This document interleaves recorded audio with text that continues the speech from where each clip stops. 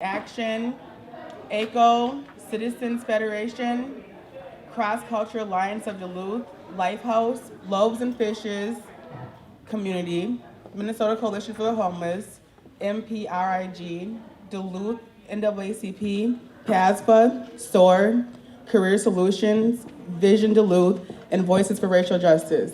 And now I will introduce Sandra. Thank you, Salam. I'm slightly taller than you are, so I have to put it up. Welcome, everybody. Well, my name is Sandra van den Bosse. You can call me just Sandra, that'll do. I teach in the social work department here at UMD, and this is a very exciting event for us. So I'm happy to moderate tonight. That was all I was going to say about myself. And I was going to give you an overview on what the reverse forum will look like. But before I do that, Mike is going to tell us how we came about the questions. We might have to put it up for you too. Hi, I'm Mike. I'm from the Loaves and Fishes community. And so we've been planning this event for the last couple months now. And the way we came up with the questions for tonight was primarily through 4 public listening sessions that we held in Endion neighborhood, Morgan Park, Lincoln Park, and Central Hillside. And we chose these areas because in the Duluth Housing Indicator Report, these are the neighborhoods in Duluth with the highest concentrations of people living in poverty. And we do recognize that there are a lot of issues that need to be addressed regarding poverty, homelessness, and housing problems, but these were the issues and questions that kind of rose to the top in our different sessions. So thanks for coming. All right, that means it's my turn again. So this is a reverse forum tonight, which means that we have a number of storytellers, and they will tell their story. And after they tell their story, the candidates will have 1 minute to respond with an answer and a yes or a no, because they have a story and a question, which is a bit of a more unusual forum, but maybe some of you have been to something like this before. It also means that I'll be really strict with the time. I think that's why they got me to moderate, because I'm Dutch from the Netherlands and we're very blunt. So I already told them if they go over time, I'll be like, or something along those lines. And over there, there'll be a sign that says time is up. So 5 minutes for each storyteller, 1 minute for the candidates. And I was going to introduce you to the candidates.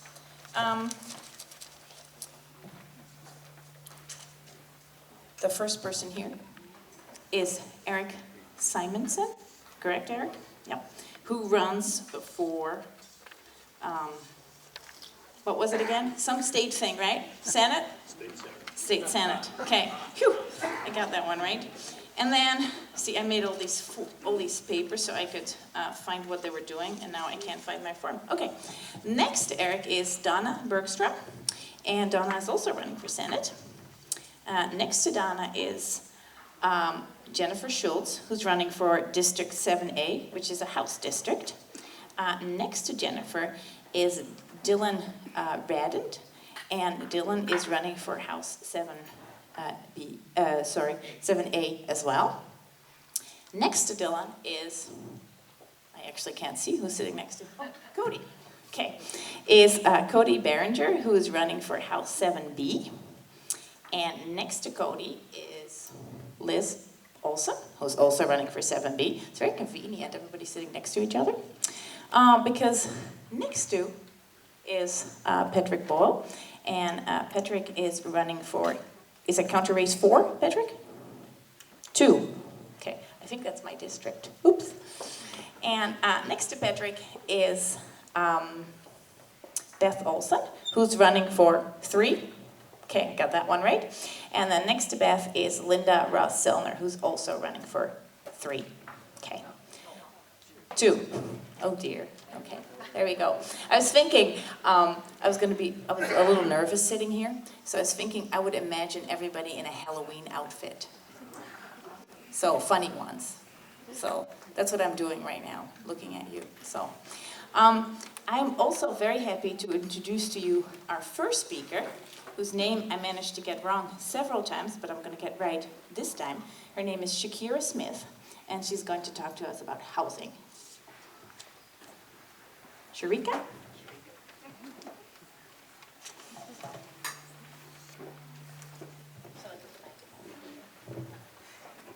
Is the sound any good?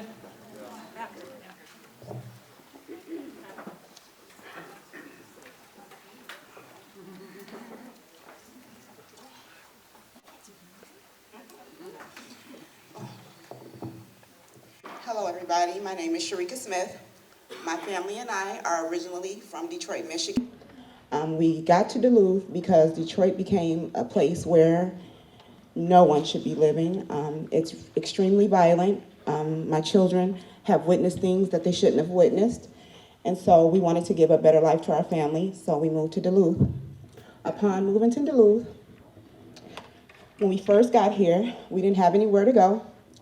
So I saw a blue light at a hospital, and I figured this would be a safe place to park until we can find other resources. We were sleeping in the car, and we were approached by police at 2 different times in the middle of the night, and then also by security, hospital security as well. And we were told that we couldn't sleep there. The police told me if they caught me and my kids in the car again, that there'll be trouble, meaning that they would take my kids away from me because we were sleeping in the car. I thought that I was doing the right thing because my family was together. I thought it was very, very important to keep my family together. And I didn't feel like that I should go to an abused and battered shelter because someone else needed that position, not me. And so we ended up meeting people from the Olive Branch who allowed us to come out and park in front of the Olive Branch so that way my family and I could be safe and not be harassed by police. And we stayed out in the car for a while, and then they ended up having a room, and they accepted us in the room. So by this time, it was time for us to start looking for housing. We spent from April to July looking for housing. I was so dedicated. I went daily looking for housing, and I was turned away for several reasons. But more than anything, it was just that there was nothing available. And it was really hard because I was trying to figure out where would we go as a family, you know? And so eventually we ended up finding a house, but it took us, like I said, from April to July. And once we moved in, we started to encounter other people who were going through the same things. And so if you guys don't mind, I'd like to read something to you.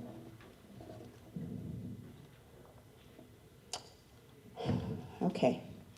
Minnesota is facing a shortage of affordable housing, and Duluth has one of the least affordable housing markets in the state. According to the City Housing Indicator report, the already high average rent in Duluth went up by over $100 last year. Even people working full-time struggle to find housing they can afford. It causes many of us to cut back on either essentials that our families need, or to live on the streets, or double up with family and friends, or put up with unhealthy and dangerous living conditions. There is not enough subsidized housing for everyone who needs it. More than 2,000 households in Duluth watch it, baby, sorry. More than 2,000 households in Duluth are on waiting lists for public housing and Section 8, with an average wait time of 3 to 18 months. Where do you live while you wait? Duluth does not need more condos. What we desperately need is more housing for families like mine. Minnesota as a state and Duluth as a city will benefit by strong statewide funding for affordable housing, and the Homes for All Coalition develops a thoughtful agenda every year that you will have the opportunity to support. But Duluth is falling way behind the rest of the state because of our aging housing stock, cost of construction, and comparably low wages. Even as the need increases, federal and state dollars for affordable housing have been repeatedly cut. Duluth alone has lost more than $3 million for housing in the past 20 years. Those funds were important for building new housing, but also for leveraging many more millions of dollars for other sources. Housing in Duluth is at a crisis point, and we need to take bold action to make sure everyone has a place to call home. Thank you. And my questions to you guys are, will you co-author the Homes for All bill in the next legislative session, to ensure funding for affordable housing projects across the state? And will you commit to inviting at least 3 other senators or representatives from different parts of the state to support the bill? Second question, will you support the creation of dedicated source of funding at the legislature to fund an affordable housing trust fund for Duluth? Is that good for everybody? All right.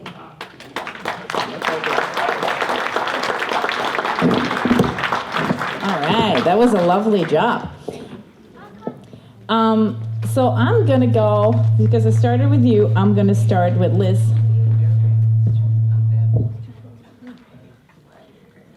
Okay. I was gonna start with Liz and then work myself over here. So Liz, if you don't mind. Hi, thanks everybody for being here at this really important forum. I was very much looking forward to this, so thank you for this. I'm Liz Olson. I'm running for the 7B seat, just to remind folks, and thank you, Sharika, for your story. That really is compelling and moving, and to have your kids here too, so thank you for that. Yes, short answer is yes, I would.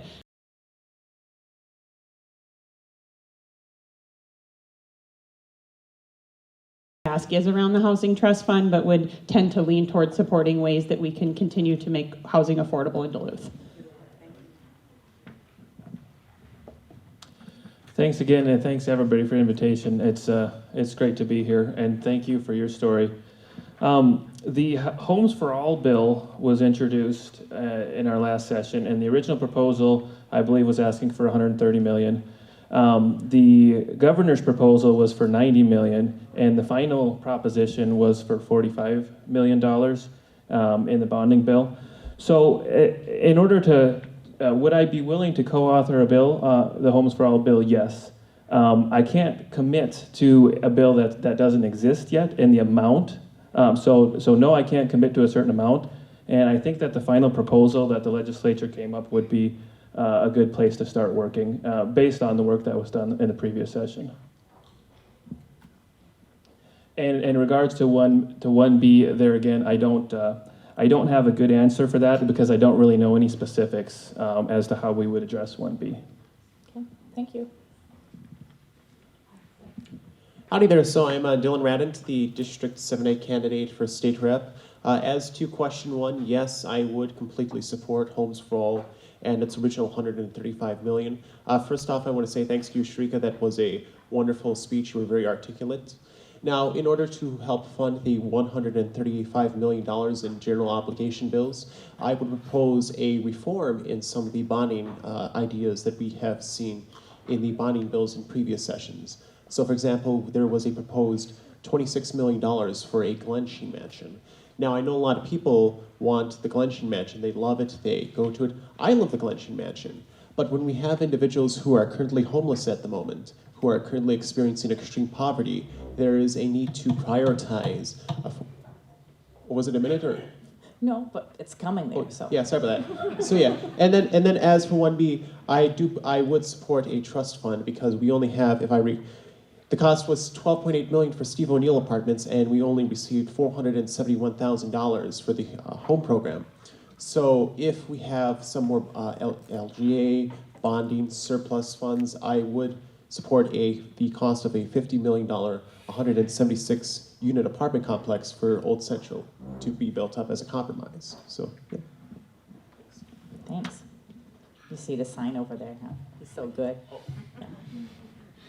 I'm Jen Schultz, and I'm running as a DFL-endorsed candidate for House. I've served 1 term in the House, and I really want to thank all of you for coming and for sharing your stories, and thank the organizers for putting this important event on, so thank you. I definitely will support the Homes for All bill, so that's a yes, and it'll be very easy for me to get co-signers onto this bill, both senators and representatives. Very easy to get DFL support for this bill. I think it's important to both do rehabilitation to the Gateway apartment building, and I support something similar to the Steve O'Neill apartments to get funding for.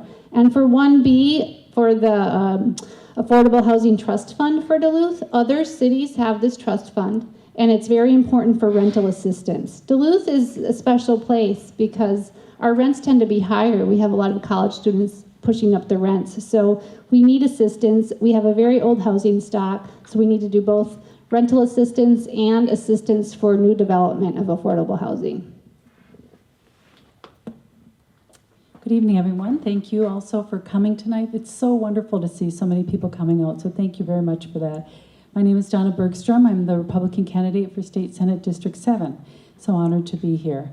And thank you, Sharika, for your story. That was wonderful. So just to be very clear, this upcoming legislative session in 2017, it'll be a clean slate. All the folks that are running now are going to be our new representatives. Maybe some will return. But all the bills that were previously introduced, really no longer exist. So when we speak about the Homes for All bill, there really isn't a bill. We have to create it.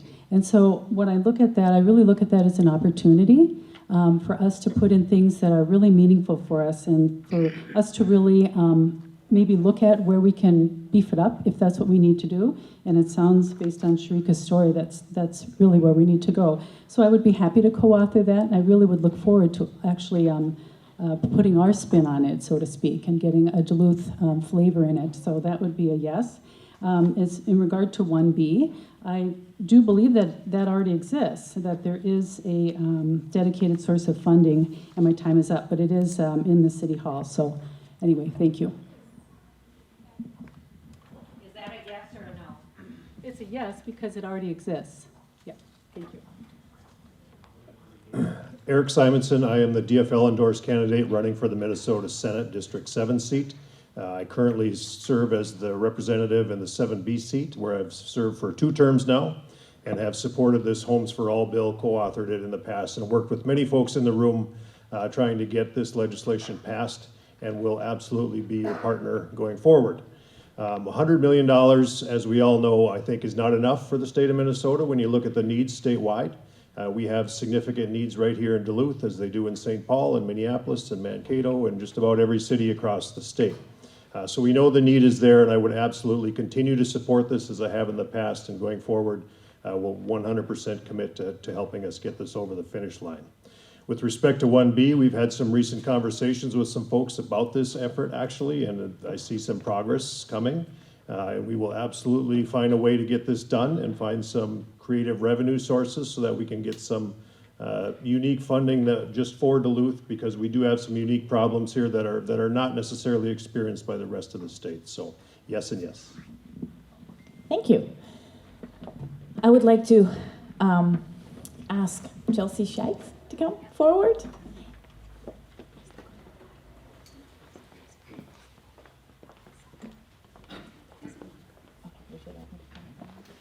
Okay, I heard we are in need of some clarification. There is at present no dedicated source of funding, a funding bill that is available for Duluth and the House. Okay, Chelsea, take it away. All right. My name is Chelsea Scheitz, and I'm here to talk to you about dental care access for those on medical assistance in Minnesota Care.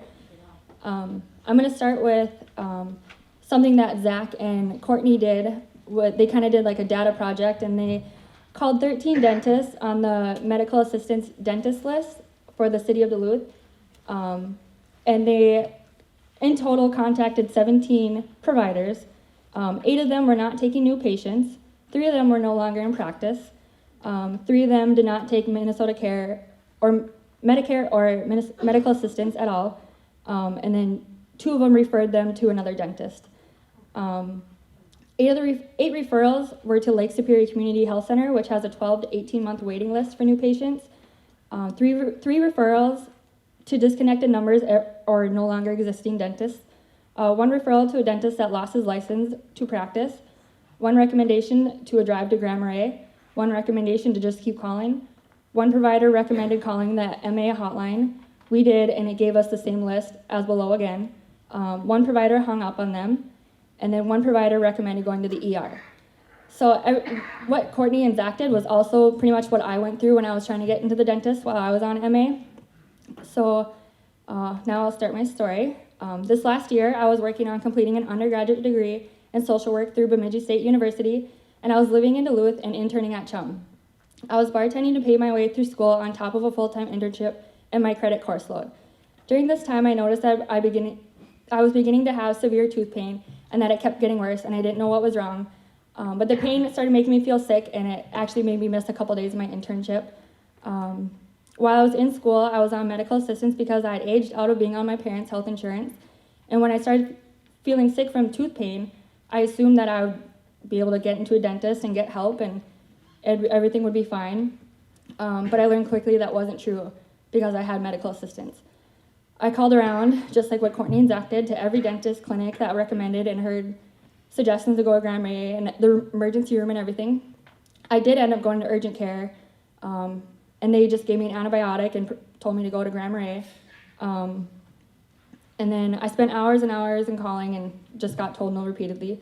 I called my childhood dentist, and they said it had been had been 3 years since I'd been there, and so that I would be considered a new patient, so they couldn't work with me. I tried everything I could think of, and the pain ended up getting worse. I had to go to a completely different state to get dental care and pay out of my pocket. I ended up going to a dental clinic in Superior, and I paid for it out of my pocket, which was not in my budget. Luckily, I did have some resources to help me out at the time, but I know others aren't that lucky. I could not find a primary dental provider while I was on medical assistance. And I know that I'm one of many in the city of Duluth and in the state of Minnesota that have struggled to get dental care while on medical assistance. People on medical assistance and Minnesota Care are supposed to have dental benefits, except they can't get them because hardly any dentist will accept it. That's because the HMOs offer payments to the dentists which are far too low, below their actual operating costs. The HMOs have enough money to pay for more dentists, but they don't want to. The dental benefits need to be taken out of the hands of the HMOs if they do not raise the reimbursement rates for medical assistance in Minnesota Care. Because of these low reimbursement rates, the only provider in Duluth currently taking medical assistance is the Lake Superior Community Clinic, which has a 12 to 18 month wait list, which I'm still on that list and I haven't even gotten a call yet. And that's just for basic dental care and no emergency dental options. This leaves people with no options and no access to basic dental care. Currently, those in poverty in the state of Minnesota are unable to access basic dental care, and we need this to change. So I'm going to ask you if you will support a solution that guarantees access to basic dental care for all Minnesotans, especially those on MA and Minnesota Care.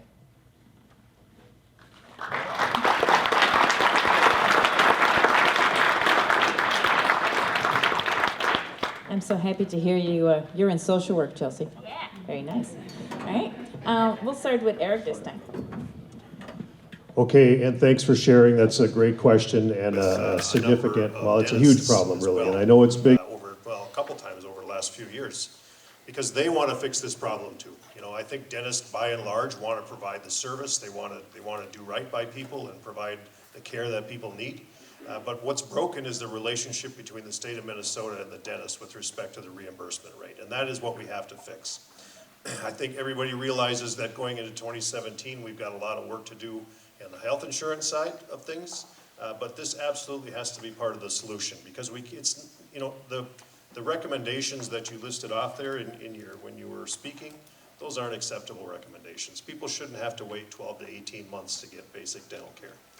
So this has to be part of the global solution as we go forward with respect to the reimbursement rates for dentists. Thank you. Yes, thank you also, Chelsea. That was a great story. And I would say that I lived that story times 100 when I was working at the Center for American Indian Resources, where the majority of our population used the medical assistance program. And when they would come into our clinic and say, can you help us find a dentist because we can? That's exactly what we did. We sat on the phone for hours and called every single dentist, and we're told many of the same things. You need to go to Grand Marais, you need to go to Virginia, you need to go someplace else. So that is a real problem, and it's not new. It is something, well, I worked there from 2010 to 2012, so it is ongoing. And it has always surprised me that this isn't something that's part of our basic package, especially for our young kids, because our research shows that if the children from 0 to 3 get good dental care, they have better outcomes for their long-term health. So that to me is such a statistic that I think we should really hang on to and embrace and say we need to get these kids the proper dental care as soon as we can. So I would say that I would support partnering and getting this type of coverage also in part of our regular coverage plan. Thank you. Dental health is so important to someone's overall health at every age. So we definitely need to fix this problem, and I'm so sorry you had to experience that. I've talked to many people who've had the same issues. And so we not only have to increase reimbursements, but we have to make sure that we have significant coverage, and there is coverage more so for children than adults in our medical assistance and Minnesota Care programs. We also need to evaluate how we pay providers, dental providers, and what rules and regulations we have around those. And I'm working with Buddy Robinson on looking at how we pay health plans and their dental coverage. The other issue that I'm working on is to allow retired dentists to practice and provide charitable care. And right now, the biggest barrier is liability coverage. It is so expensive, they cannot afford the liability coverage. So I'm working on that issue as well, so we can get more providers out there who want to help and want to provide free care, but the liability is too expensive. So I definitely support this, and I'm working on it right now. So first I want to thank you for that thoughtful and articulate question, Chelsea. So one of the things I've noticed is that there's a shortage of about 124, according to data collection, of dentists in the state of Minnesota. So we need to be able to first be able to get dentists into the state of Minnesota. So if the state just invests $3 million per year towards giving a yearly $20,000 scholarship towards dentist residents, we would easily be able to fund at least 100 of these individuals being able to come to Minnesota, get their degree, have their loans, any loans forgiven, provided they spend a period of amount of time doing pro bono work towards individuals who are on medical assistance. And here's one of the interesting facts. Individuals who have medical assistant for dentistry, oftentimes when they have root canals, they don't get anesthesia. They don't get the needed guidelines in order to ease the pain. So what happens? Well, they turn to drugs, they turn to hydrocodone, they turn to Oxycontin. Then they end up on the streets, they end up in jails, they end up in our prisons, and it's economically inefficient. So in order to fix a lot of our problems, what we have to do is we have to be able to invest into our dentistry. So, good point, thanks.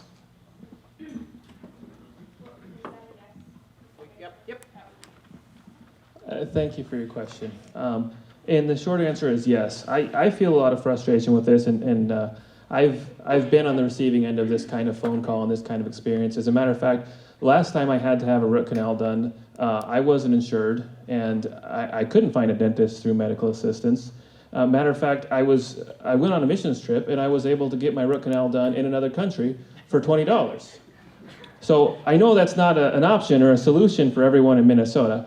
But one thing I want to say I'm really strongly opposed to is shoddy work. And I think the idea that we would have a system that purports to be medical assistance for people but pays a cut rate is a shameful idea. I think that we should have a competitive rate in the market so that dentists don't have any reason to turn people away. We don't want to encourage shoddy work. We want to encourage good work. So I think that the dental care that is provided should be at a competitive rate. And I would hope that that kind of a solution would allow the market to open up and not just be Grand Marais or a 12-month wait. Thank you. Thank you for the question and sharing your story, Chelsea. I appreciate that. Yes, I would support figuring out, making sure we could raise reimbursement rates, do what it takes, because this is unacceptable. So I absolutely support that, figuring out how we make it cost effective for dentists to provide this service and raise the rates that dentists are currently reimbursed. And I think you also touched on another question that's part of a larger issue is around managed care organizations and the way we just think about healthcare as a whole around people being able to profit off that. And I don't mean the dentists. I mean the HMOs and the large companies that profit off of people being sick and having to wait, and that's just wrong. And I think we need to start fixing that at a state. We've already done some work on capping profits on different things for managed care organizations, but we can continue to work on that so that we don't set up a healthcare system that's based on profits and not making sure people are well, whether that's dental or other type of care. All right, thank you. Renee, you are up next. And if I'm correct, you're going to talk about the Minnesota Family Investment Program, MFIP, right?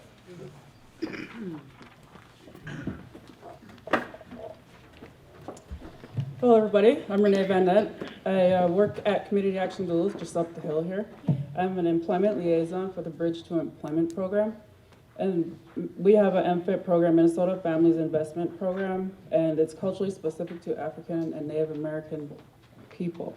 So what that means is that in the way we do our work, we have smaller caseloads, we have 2 advocates, 2 job counselors, and then my job, in my position, I go out and help connect employers to the people who need the jobs and try to really build some relationships that are hard to get for communities of color. So that's kind of what I'm tasked to do. So that works pretty well in what we do. And Community Action won like these 2 awards for Circles of Security and Promising Practices because of the way we do our work. And the MFIP statewide joint counselor training for an exceptional team award because of the cultural relevance of the way we do our work. Also, how important this is for people who are suffering, how hard that is for us. And we were on this program, so I know what this is all about. But I wanted to take this time to introduce Antonio Carter, someone who is enrolled in our program right now, and he would like to be talking a little bit more on how to improve MFIP.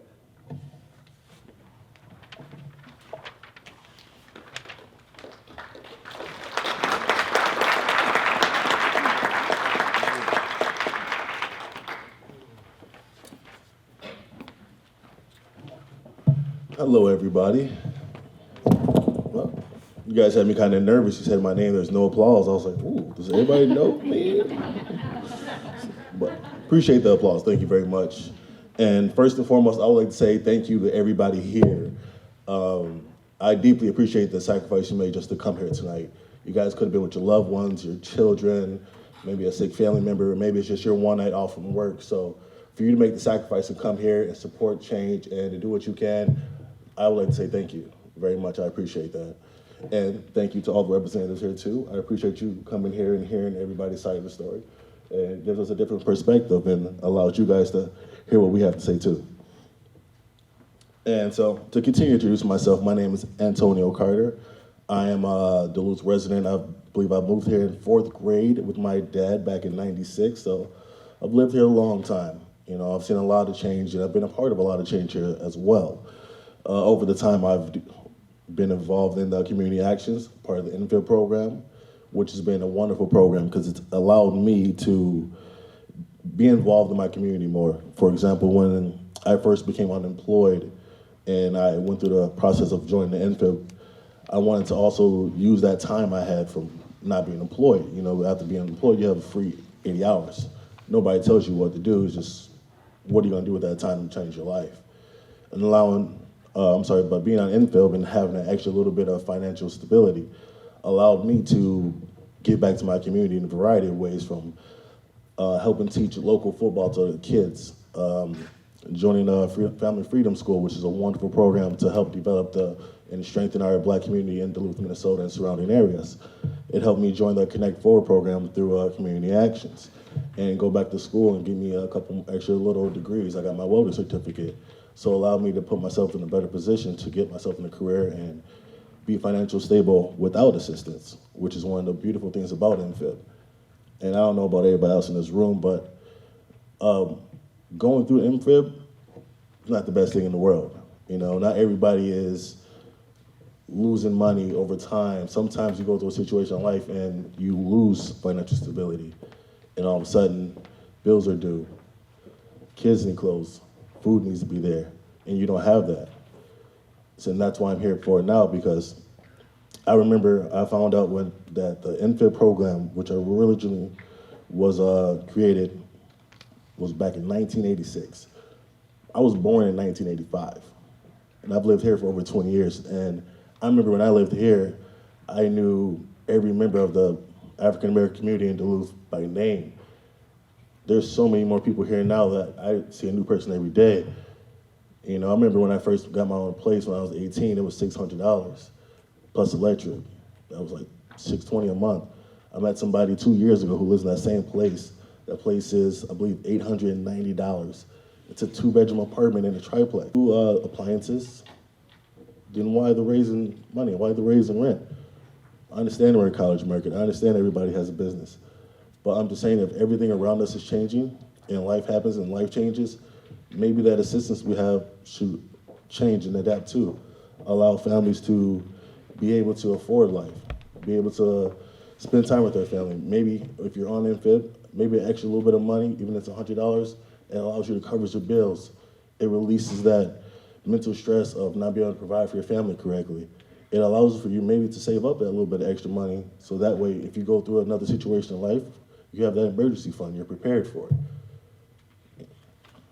And that's what I would like to see MFIB increase.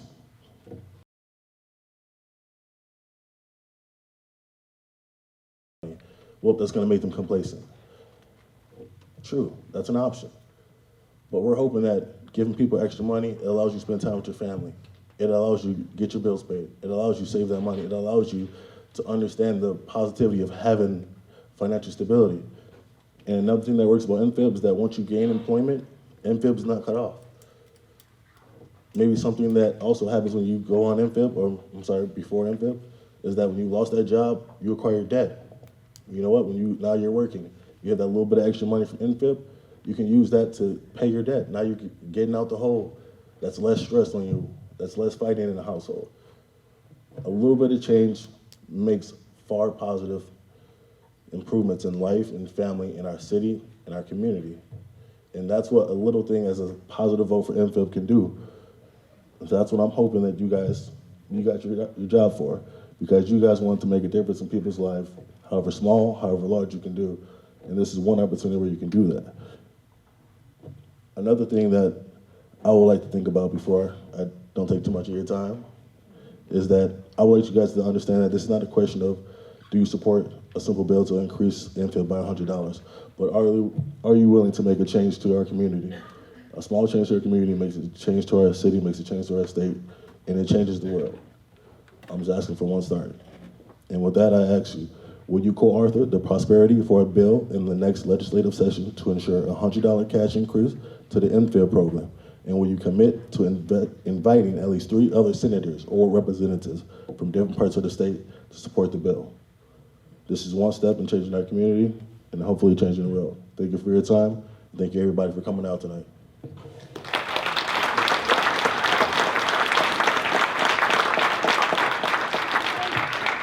Thank you. Where's the microphone? That's it, Lou. All right, that's where we'll start. All right, thanks for the question and the story and sharing that. I appreciate that, so thank you. Yes, short answer, absolutely. In prior work I've done, I've been advocating for this increase, this $100 increase for a long time, and it's well overdue, absolutely.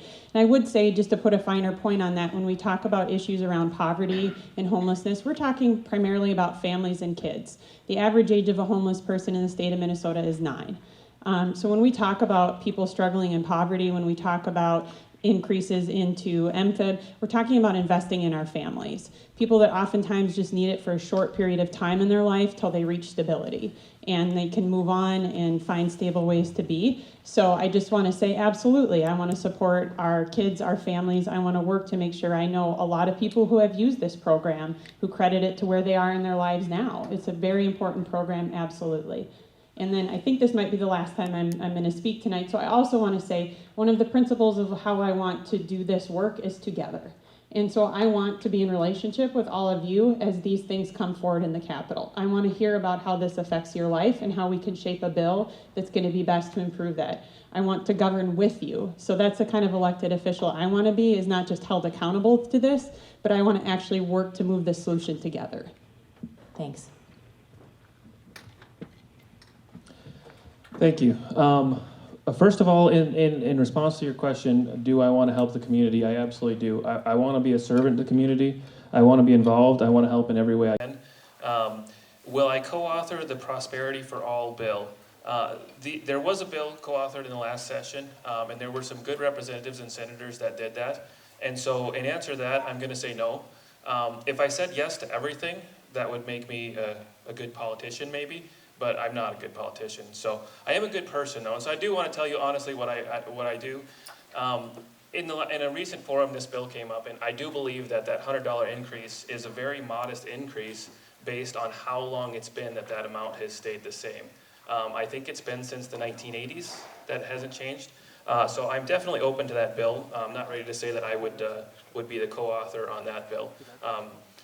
Maybe we'll have enough people at that table that it'll get taken care of. So I'd like to say with my last few seconds here that what I want to do in order to make our community a better place is to provide opportunities. And every one of these programs that we're talking about, I believe should be short-term programs to help people get to a better place. And so I want to provide jobs in a healthy economy that allows us to make enough money that we no longer need these programs. And that's going to be my goal as a representative, so thank you. So first off, thank you very much for your articulate speech. So I would be fully committed to not only sign the bill, I would be committed to co-author and be involved in the whole political process. The costs associated with giving $100 for the purpose of paying bills, it would only be $30 million. For example, if we were to simply get rid of an arts center for $6 million, a campground facility for $1 million, and a steam plant for $23 million, that would, from the bonding bill, that would easily cover the $30 million proposed by this organization. Currently, we have at least 3 Republicans who are authoring the bill, including Nels Peterson of 26B, Tony Albright of 55B, and Gleg Grunhagen of 18B. So this is a bipartisanship issue that I think can be solved by all individuals, regardless of political affiliations. We're the 28th, ladies and gentlemen, in unemployment insurance, ladies and gentlemen. 28th, we are in the lower half of providing quality care to our residents who need it the most. We are a state that prides itself on progressive issues, and yet we are falling stagnant behind these other states. So to answer your question, yes, I would support the bill. Antonio, for sharing that story and the importance of MFIP to you and your family. I've met a lot of people who've benefited from that program. The average payout was about $350. If we adjust that for just inflation alone, it's double that in today's dollars. So we haven't even done that. So $100 is not even enough. So I would support increasing it by more than $100 just to keep up with the inflation rate from 1986. And it's a great program because it doesn't provide a disincentive for people to go out and find a job. It's also a great program because it helps people go out and get the education and fulfill their education needs to go out and be productive and successful, and giving them an ability to provide for their own family. So it is mostly a short-term program because people do succeed once they're on it just for a short time. There are mostly Democrats supporting the bill in last session. I thought it was all Democrats, but this was in the 2015-16 session. 19 representatives and 5 senators supporting this bill. The Republicans suggested that they supported it, but when it came down to finally passing it, they did not support it. So it would be nice, it's great that Dylan, running as a Republican, would support it. Hopefully you can get your colleagues to join you if you win, because I'm very dedicated to this, and my time's up. Thank you. Antonia, thank you again. That was a great story. Appreciate it. And what I really liked is the fact that you committed to becoming a productive member of society. That is what you wanted to do. This was a safety net. It was something intended to stabilize you while you were going through troubling times, and that is the way that I view those MFIP grants. And again, I had an opportunity to help families seek that assistance when I was working at the care clinic, and certainly that was everybody's goal, that they would be stabilized. I don't think I ever encountered somebody that didn't say they wanted to find a good job. That's primarily what they wanted. And so again, I would like to see that happen too in our community, that people are able to find good jobs, but have these safety nets when they're needed. I'm a little hesitant to use the research that I did, because what I found was that the basic grant for a family of 3 is $532 per month, and last time it was raised was about 1986. So again, there is no bill really that exists. It's one that we have to create when we go down into the session in 2017. So I'm happy to create that bill and get that raised.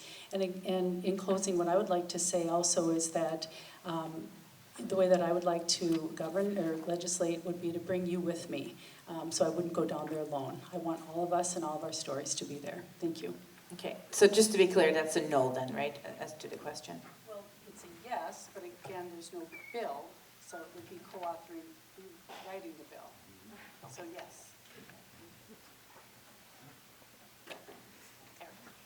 Okay. Antonio, nice job.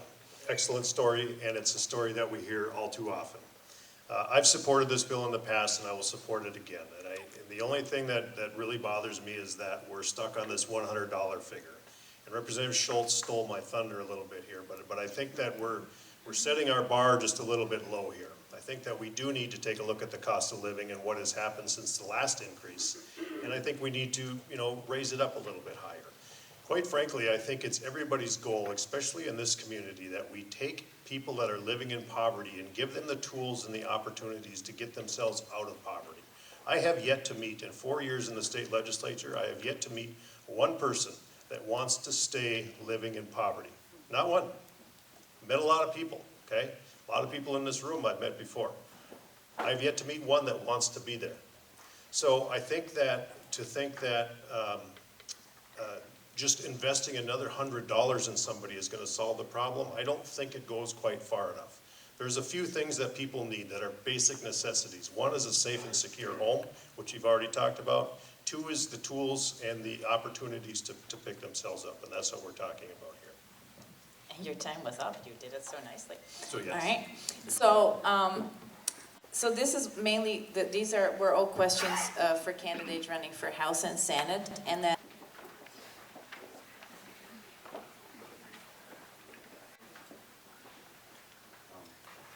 first of all, thanks to everybody for coming out tonight. It's a really great thing. Thank you to all the sponsors for putting this great event on, letting the community talk to, or let the community's voice be heard to the representatives. Well, anyways, hello, my name is Darius Norby. I'm a formerly homeless representative on St. Louis County's Heading Home Governance Board, which oversees funding for homeless services. I'm also a community consultant and have advocated on many topics addressing barrier problems in our society. I'm here tonight to give some insight on a campaign that is very dear to my heart as well as many others. The Landlord Incentive Program is a collaborative of engaged community members that are working together to conquer and to break down the stigmatization of the label felon in housing search and accessibility. This idea came from the 2015 Housing for All Summit. We are making housing more accessible by providing incentives to landlords to take risk. We are providing this safety net to landlords through case management by keeping the lines of communication open with all entities involved. Excuse me. Whereas if a problem occurs and intervention is needed, it will be implicated so the problem is adequately and quickly dealt with so the tenant remains stably housed. Along with the support, we will be providing financial incentives to landlords through the Risk Mitigation Fund that the landlord can access if damage occurs to a unit, or if the damage that occurs to a unit exceeds the damage deposit. Also, they can recover lost rent. Let me point out that these funds are rarely, if ever, used in other communities that have similar ongoing programs. In an initial survey throughout St. Louis County, 75 private landlord surveys were returned, with 80% of them saying that it is a need and they would personally use it themselves. It would be a county-wide program with Salvation Army and AEOA applying for state funds and acting as the program's fiscal agents. At the same time, focusing on community partnerships to close a gap instead of replicating services. This is the boring part, it's a little bit of data, so bear with me. Minnesota leads the nation on recidivism rates at a staggering 61% of people returning to incarceration in the first 3 years of release. A study from the Wilder Research Foundation has shown that people in supportive housing are 34% less likely to return to incarceration, with an average of 1,800 felons transitioning into St. Louis County every year and low vacancy rates everywhere. For example, Duluth has a vacancy rate teetering around 3.3%, with a very little felon-friendly options available. Where do these people live? St. Louis County spends an average of close to $42,000 per inmate per year to incarcerate them. The county also sends 70-plus people to other county jails per week and spends over $1 million per year housing these people in the other county jails around this area. There's even more data and research that shows how effective a program like this would be. So we gave each of you a copy of the research study done by the Minnesota Housing and Finance Agency regarding landlord incentive programs around the United States. Basically, I'm involved with this campaign because, like earlier stated, this is very close to my heart. I know and have had many conversations with countless people affected by this crisis of no place to go. The effort is put forth in tremendous amounts on the potential tenant's part, but the availability of finding a place is few and far between. The task is extremely daunting and a lot of times futile for these individuals. My soul aches every time and I get frustrated every time this topic is brought up, because I know for a fact that transitioning back into society from incarceration for a mistake is next to impossible with all the barriers set in place. I say mistake because more times than none it was a mistake. And I was taught that everyone across the world makes mistakes. So what constitutes some people's mistakes when released enough to burden them for the rest of their days? Their lives are already hard. Why make it hard to change into a person society wants to mold? Why does it seem it's easier to continue on the path the person was leading before incarceration than to conform to the rules expected of them? Why so many roadblocks on this uphill struggle? Why housing, to say the least?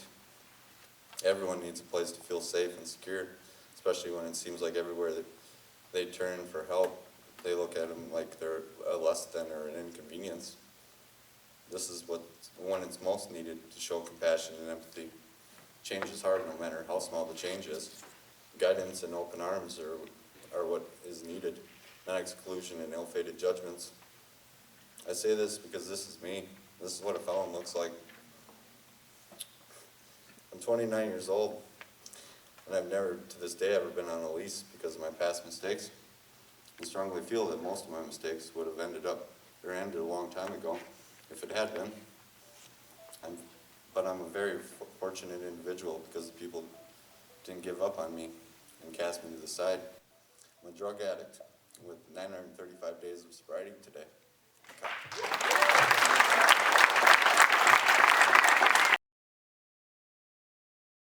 I found it earlier, but I'm a board member on the governance board, a member of many great coalitions, a community advocate for a wide range of different issues, a college student, and a mentor in the community. I attribute everything I got today to stable housing. Without it, I could have never imagined this. Because when I became homeless in the winter of 2015, my first thought was to relapse, start selling drugs again, and go back to the worst possible place for me, my hometown of Litchfield. My second thought was, at least in prison it's warm, and I don't have to worry as much about surviving. But the CHUM staff, along with its shelter, stepped in and saved my life, and reaffirmed me that I was worthy of a better life than I was taught to believe. And after this, Arrowhead Board and Lodge took over the responsibility of housing me, where I reside to this day. Being a bit complacent out of fear of this scenario just described unfolding once again. I do this out of fear and realization I can't find another place to live. I'm not alone in this thought. It's widely circulated around where I live. People are afraid of moving on because lack of available options out there for them because of their past mistakes. They're good people, but easily influenced by criticisms from general society or the not so good influences that are compacted into these places where they could find a place to live. I feel the same way. I'm afraid of my future because of all these barriers, obstacles, and negative pressure that detour me on the positive path, or from the positive path I'm on. Change is hard, but With the right amount of encouragement, determination, and strong backing from a community who cares enough not to give up on you, change will happen. Change will thrive. It's just got to be a joint effort, that's all.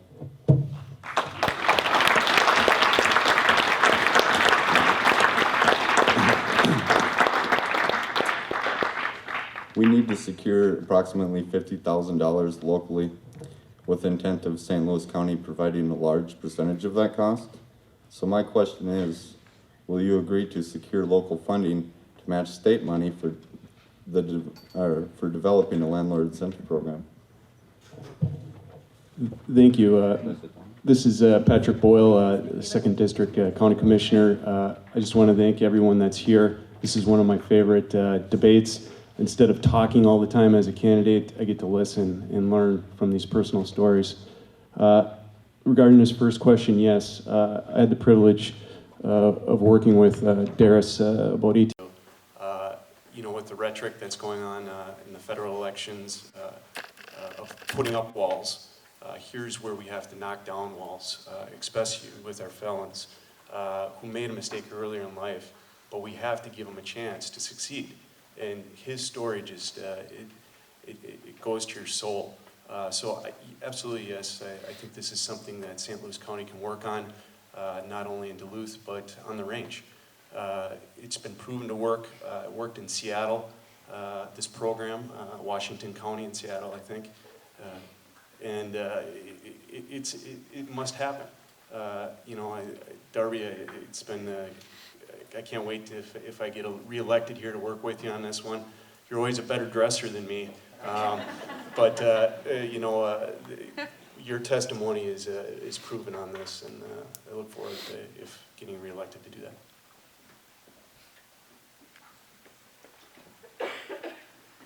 Hi, I'm Beth Olson. I'm running for County Commissioner in District 3, which is the whole west side of Duluth. And I just want to say thank you to everyone for being here. This is the best attended forum we've had yet, which I think is incredible. And I also just want to say thank you to everybody who's getting up to speak and to tell your stories and to take the courage to share with all of us things that can be personal. And I really appreciate that, and I value that you're sharing those things. With this question, there's just two things I want to say about it. One is that I've served the last 25 years in nonprofits helping people in this throughout my career in the last 19 years in Duluth. And one of the things that I believe just down to my very core is I believe in people, and I believe in the power of change. And I've watched myself change and other people change year after year after year.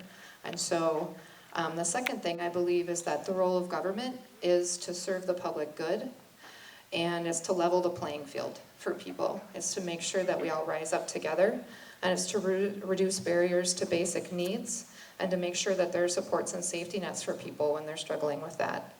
So with that in mind, absolutely I support this program and would do what I needed to do.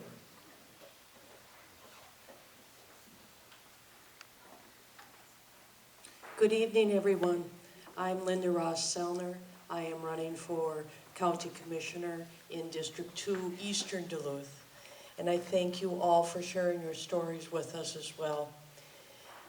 As for the question, Darius, it did ring true for me. I have had a daughter who has been in a similar situation as you with OxyContin addiction. And the county was there for her and for me, and she is still in treatment. And so I understand the negative connotations that mistakes can rise, that they rise in people and they won't forgive. And I don't agree with that, because everybody makes mistakes. We're human. And when it comes to addiction, this is beyond human capacity to help alone. You have to get help. You have to have health and police and everybody on board to recognize that these peoples are out of control, actually, when they're addicted. So is the answer to the question yes or no then? Yes. Of course, I would. And also, I am a landlord. I have had a third-floor apartment for almost 20 years. So I understand landlord and lease and renting very well. Probably better than any county commissioners because I've been doing it for a long time. Okay. I've been through a lot of experiences, Okay, hey, and Linda? I think that'll help me. Great, thank you. Your time was up. Andy, your turn. Andy came and talked to my class, a social work class, a number of years ago, and so I was very excited to see him back here today. Good evening. My name is Andy Moe. I'm here to talk about the GRH and board and lodges. I'm going to tell a little story about my experience in a board and lodge, but I don't want people to think that it's like that in every place, because it's not. I just happen to have a very bad experience. In February, I moved into the Esmond building over in West Duluth. I had been homeless for 3 years at that point. Which is a very long time to be in and out of shelters and, you know, living like that. It was rough. But anyways, there was a point in time where I was considering, you know, going into a board and lodge, and I have a county caseworker, and he had suggested a certain place. I was going to say the name, but I decided that I'm omitting the name completely. I was only there for 2 months.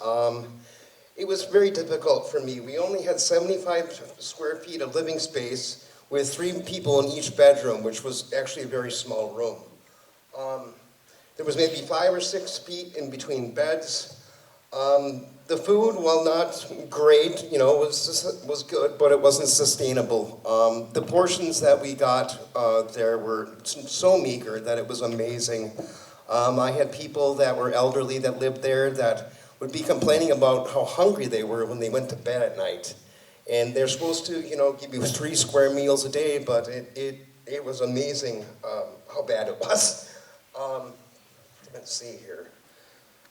Lots of people went to the Mission or the Damiano to eat because they were eating better at the soup kitchens than they were at the place that the county was paying $1,400 a month for them. Let's see. There was a lot of people I saw when I was there that had a lot of mobility problems. And some of them were completely mentally not with it, and it just seemed to me that it was a bad place for them to be. Yeah, well, anyways, mentally living with so many people can be difficult, and living on only $94 a month is also a very difficult thing. That's about $3 a day. Admittedly, I'm a smoker, and that's what I spent my money on, unfortunately. I'll be working on that. And I have a really hard time with cramped quarters, and I really need my own space. Okay. Well, originally I thought it was a good idea to move to this place. I was really excited about it because I would actually have a roof over my head that I could call, might be not my room, but, it's my bed. Let's see here. I just kind of felt it was my last option.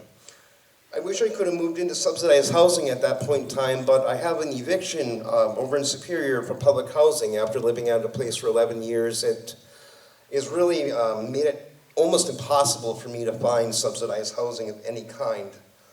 I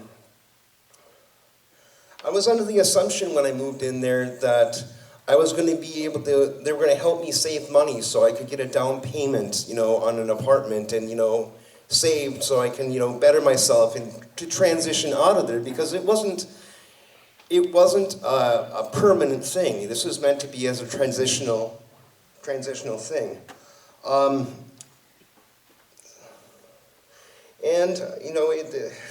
only real help I got out of the place is I got a free bus pass.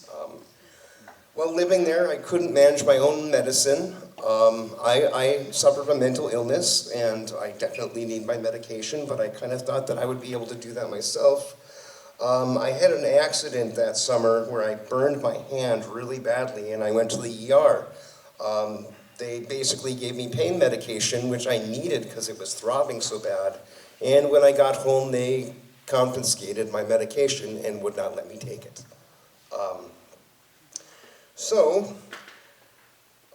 There was times where I needed to be with my son overnight. His mother would get called to work, and they were frowning on that. That was horrible because, you know, obviously he needed someone to watch him. Okay. All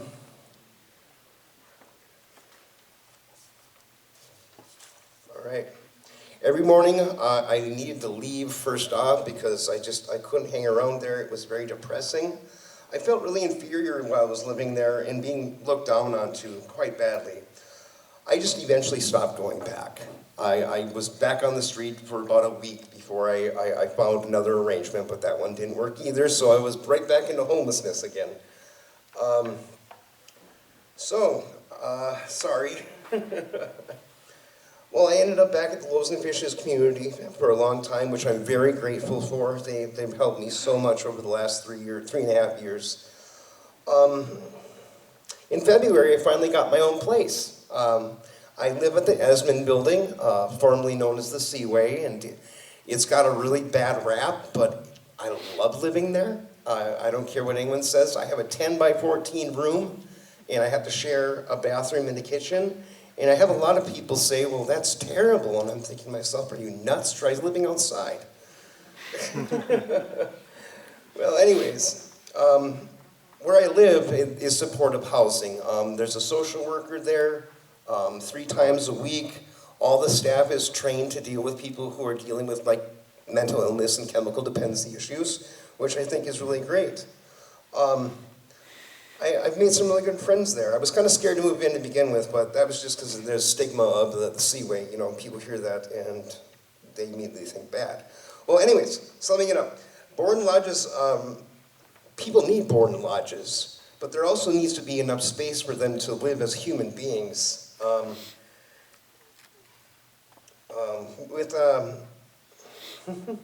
With reform and management support staff, meals, transition, planning, and medication management, board and lodges in St. Louis County could be a very nice place to live. My question is, will you commit to hosting a public hearing with fellow commissioners that takes county-wide input from the board and lodge residents on a group residential housing reform within 120 days of taking office? Thank you.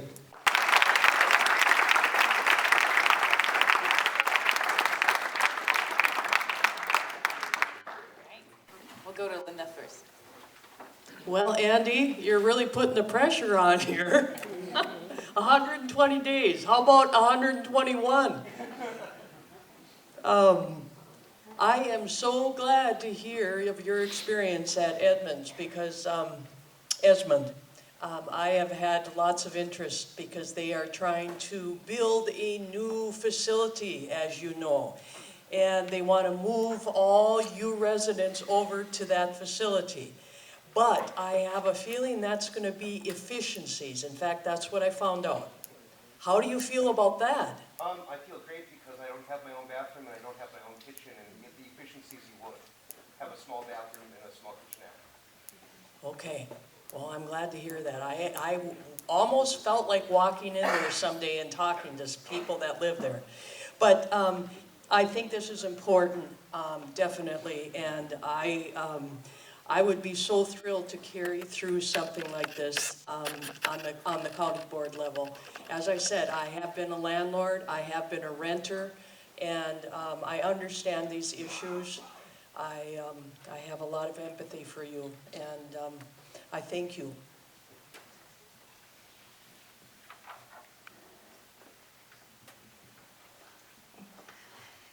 Thanks for bringing this really important issue to light for us all today.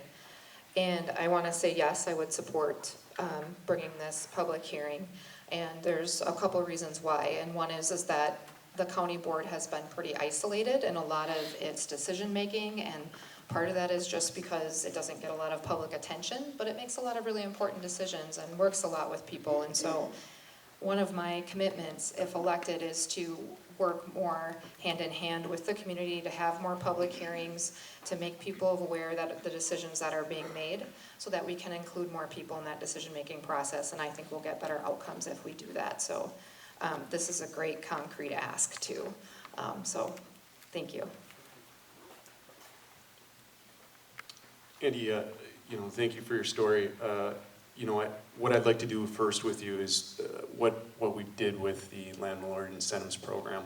I want to get down to the basics of what's going on. You are correct, there's some good boarding lodges and there's some bad boarding lodges, not only in St. Louis County, but the state.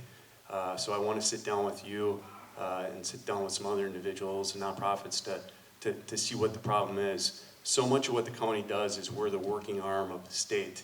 The state mandates, we manage. So I want to make sure that whatever our issues are, that we might not only have the county board on the platform, but we also have our state legislators to make sure that we do this problem together. And that's what so much of what I like working in this city, in St. Louis County, is there's an open telephone call to the mayor, to our city councilors, to our state elected officials that you don't see in other communities. And I think that's what makes Duluth great, St. Louis County great. And I look forward to seeing the whites of your eyes if I get reelected. All right, I guess that's yes, yes, yes. Jamel Jones is our last speaker for tonight. And Jamel will be talking about transportation.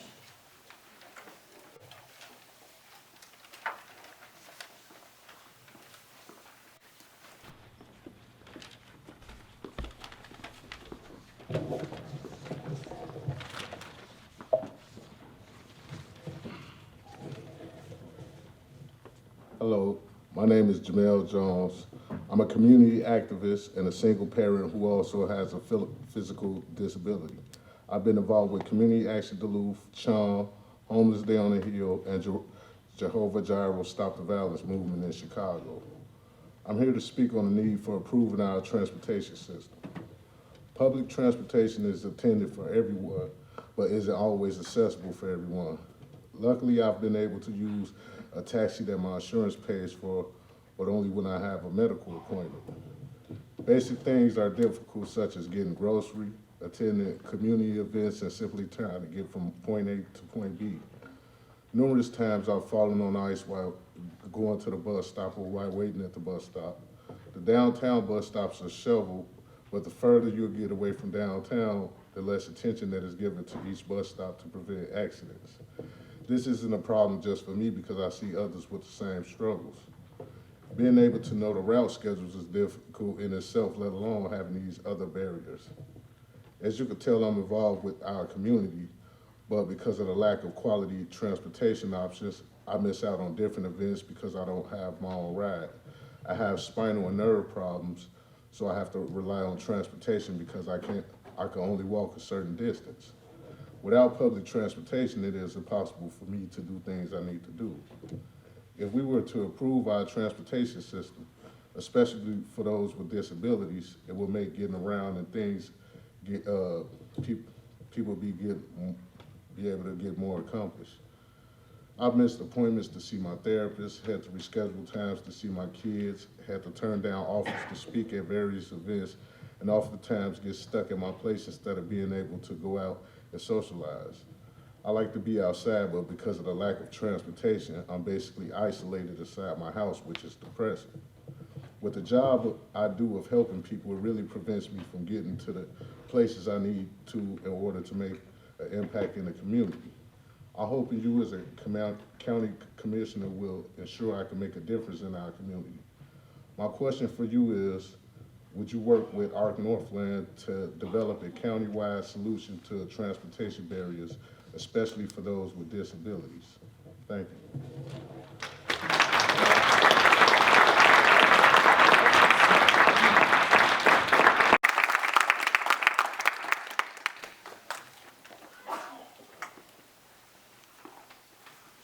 Well, I absolutely think that transportation is essential. It's a basic piece of our infrastructure that everybody needs to get to jobs, to get to appointments, and certainly in Duluth, there's more that we need to do in order to make that accessible for people, for everybody.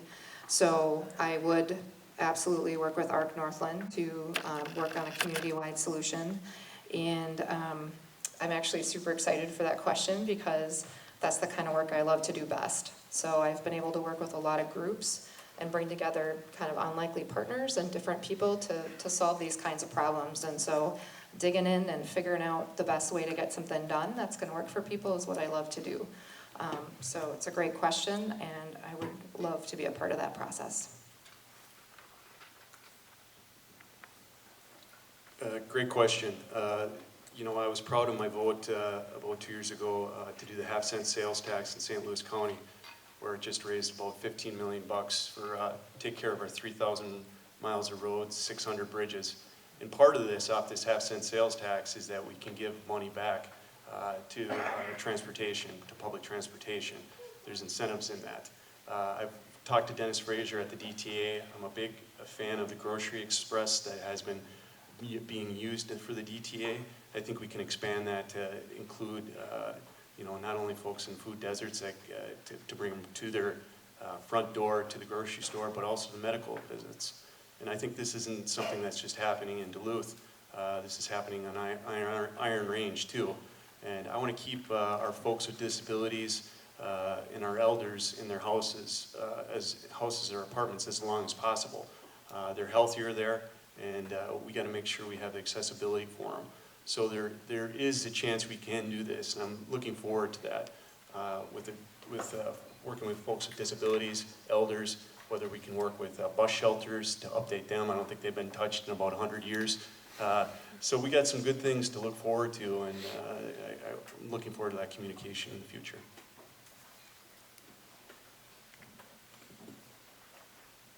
Jamal, you described yourself as a community activist.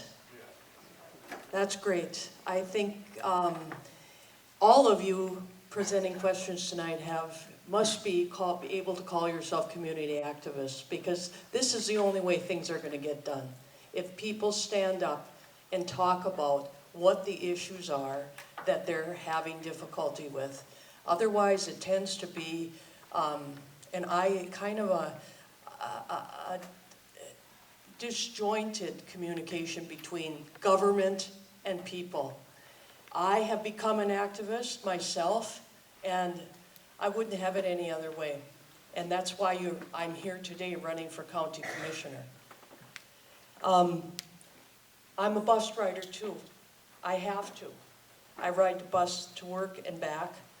And the transportation tax, I believe, has done a lot to build roads and to support structures like bridges, but I'm not quite sure about how much of it is devoted to public transportation and accessibility for people. And I will check into that if I'm on the board, and I will follow through with that. And also disabilities. You can take the bus if you're disabled sometimes. So we need different alternatives than just the DTA. And I would be happy to carry this forward. That's what I was wondering, if that was a yes or a no. Thank you. Before I make closing remarks, I have a question, and I would like everybody to answer that. If you are willing to commit that if you get elected, then 6 months afterwards you will be coming to another public event to talk about these issues, or to give an update in another way. Whoever has the microphone can start answering. Yes, I would be happy to follow up, because this is one of the only ways, I believe, besides a person coming to speak to the county board. I will speak in reference to the county board because that's what I'm running for. There is an opportunity for citizens to be heard at that level and also at our city council level. And I would encourage people, if possible, if you have the ability to get there, even if you don't know what's going to be discussed, you can at least voice your opinion, you can tell them about your troubles, and if you want to look at the agenda, you can also address issues on the agenda for county and city council meetings. And so I guess... so that's a yes? I guess it's a yes. Okay, thank you.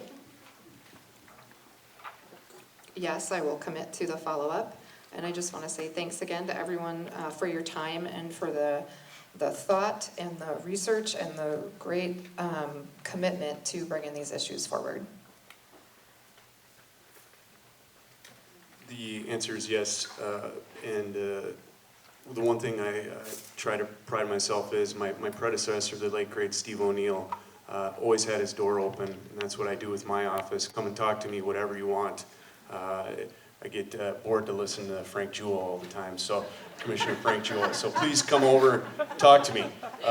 You know, and again with Steve O'Neill, he was one that what I learned from him is that everyone has a voice, and you have to bring that voice to me. So much of what we do in politics isn't the genius of the politician, but it's the community. You give us the ideas, and we run with it and bring it to the goal line. So, you know, please talk to me, come to my office. I'd love to see you guys. In all capital letters with an exclamation point, yes. That's the bread and butter of what our democracy is all about, and about working together in the spirit of this forum, that this was created by all of you to make this happen. Where there aren't spots where elected officials are meeting with people, you're creating them. And that's what this is about. And my tagline for my campaign, I can't help but say it, we're better together. We really are. And so the more we can work together, the more we can have these relationships, because when we do the work of policy making, it's about improving people's lives, and the way we do that is together. And so I look forward to many more interactions, and I hope I can get your support on the ballot on November 8th as well. I'd be delighted to, but I'd like to challenge you guys.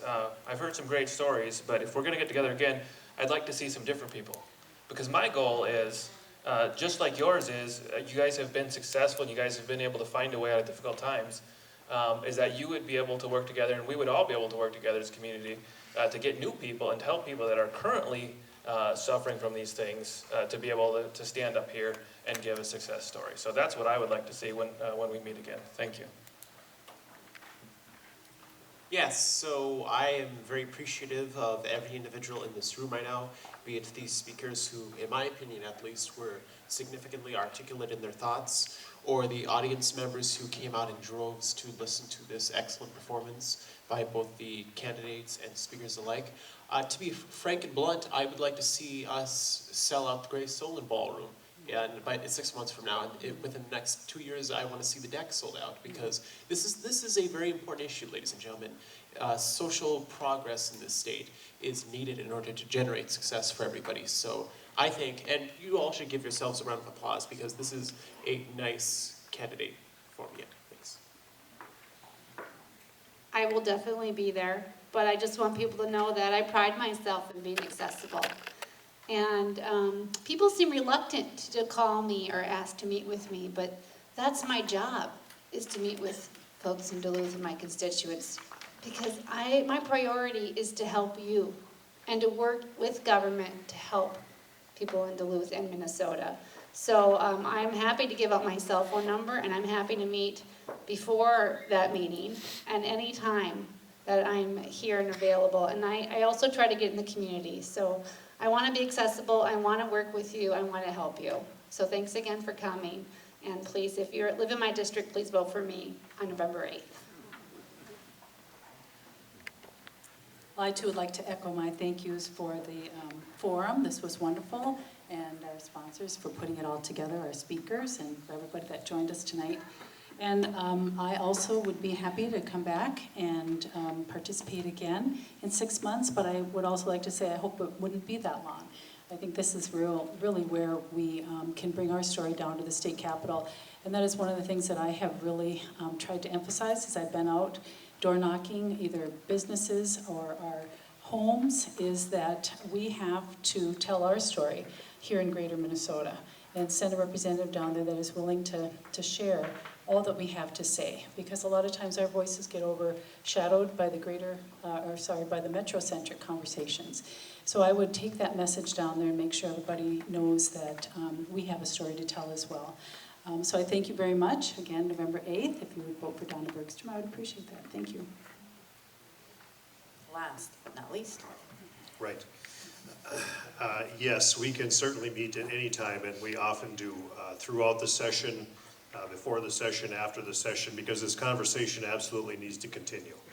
We need to be held accountable as elected officials to make sure that we're doing right by our communities, right by you as individuals, right by you as organizations. So I certainly encourage that at any time.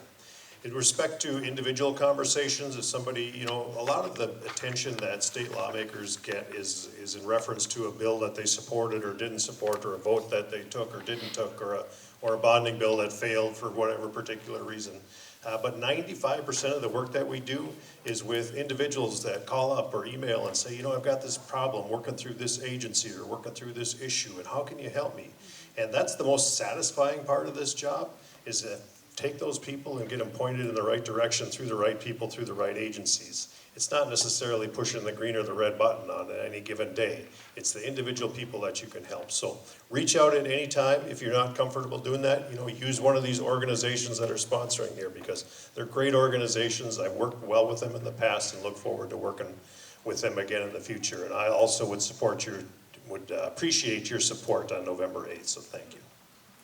All right, thank you, and thank you, Sharika, Chelsea, Renee, Antonio, Darius, Andy, and Jamal. I have a couple more thank yous. Thank you for the Holy Family Church for hosting. Thank you for Community Action Duluth for providing the snacks in the back. I hear they were good, but I didn't get any. Also, thank you for the ASL interpreters Maggie Fink and Mackenzie Corner. All right. Videographers Corey Lehman and Christy Atkinson. And that note, the video will be posted on Chum and Loaves of Fish's website, so you can all look it back and get further details.